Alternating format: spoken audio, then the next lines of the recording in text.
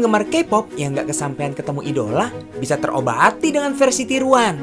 This is it, Oppa Doll, boneka K-pop yang tingginya cuma 20 cm. Kenalin nih, Kak Lika, salah satu orang yang melihat peluang bisnis untuk menarik perhatian K-popers.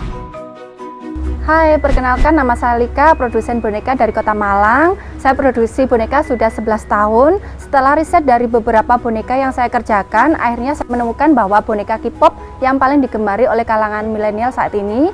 Sehingga saya pun menjadi penggemar K-pop mulai tahun 2017. Berawal dari suka K-pop, jadi ladang cuan yang menjanjikan. Usaha souvenir boneka asal Malang ini udah ditekuni Kak Lika dari 2011. Pertama kali cuma produksi boneka kartun yang hits pada zamannya.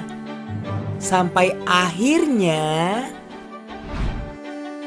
Pernah ada mahasiswa yang datang ke konveksian, mereka minta dibuatkan boneka dalam jumlah banyak. Repeat order 1000 pieces, 1.500, 900 pieces. Menurut saya itu jumlah yang tidak masuk akal untuk konveksian saat itu. Setelah saya cari tahu, ternyata itu adalah boneka K-pop yang sedang digemari oleh kaum milenial saat itu sampai sekarang. semenjak salah satu boyband asal Korea booming tahun 2017, produksi boneka karakter artis K-pop milik Kak Lika mulai melejit. Bahan yang digunakan juga nggak kaleng-kaleng. Pilihan Kak Lika adalah kain Yelvo impor. Berbulu pendek, halus, fleksibel, dan licin. Proses pembuatannya kelihatan simpel sih, tapi tetap ada kendalanya, yaitu soal desain. Kak Lika harus menggambar detail wajah idol secara manual dan harus detail. Pengerjaan untuk boneka Oppa Doll ini biasanya mereka itu minta detail, sangat detail sekali untuk bagian di wajah si Oppa. Jadi harus memahami apa yang ada di Oppa. Misalnya dia itu untuk di bagian mata atau tai lalatnya ini, ya, ataupun arsiran rambut. Bisa juga arsiran rambut ini, jadi mereka mintanya sangat detail. Kalaupun ada kesalahan, biasanya minta revisi ulang untuk dibuatkan mulai awal. Itulah yang membuat pengerjaan boneka Oppa Doll ini memakan waktu yang sangat lama karena ada revisi-revisi dan diskusi dengan customer. Sketsa wajah sudah jadi. Lanjut print border yang udah berbasis komputer. Gunting semua pola. Lanjut jahit-menjahit.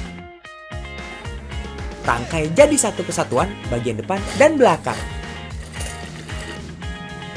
Isi dengan dakron. Jahit pinggiran sampai semua tertutup.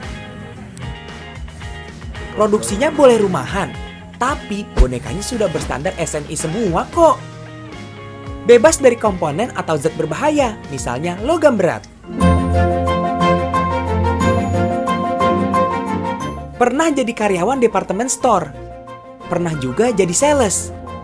Saat masih bekerja, Kak Lika menjalani hobi membuat aneka craft. Sampai akhirnya coba bikin boneka. Bukan dijual sendiri, cara jual pertama kali dititipkan di toko-toko. Langsung laku.